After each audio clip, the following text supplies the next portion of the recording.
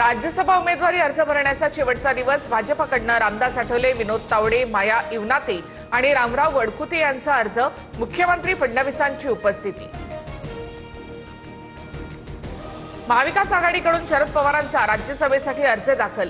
सुप्रिया सुळे, हर्षवर्धन सपकाळ, संजय राऊत यांच्या उपस्थितीमध्ये अर्ज दाखल.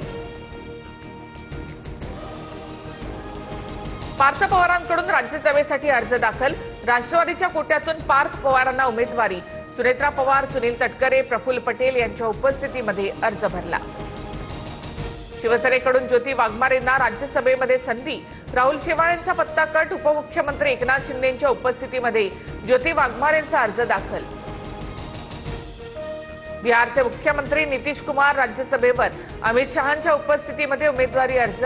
बिहारमध्ये भाजपचा मुख्यमंत्री होणार असल्याच्या चर्चा, तर निशांत कुमार यांची उपमुख्यमंत्रीपदी वर्णी लागण्याची शक्यता.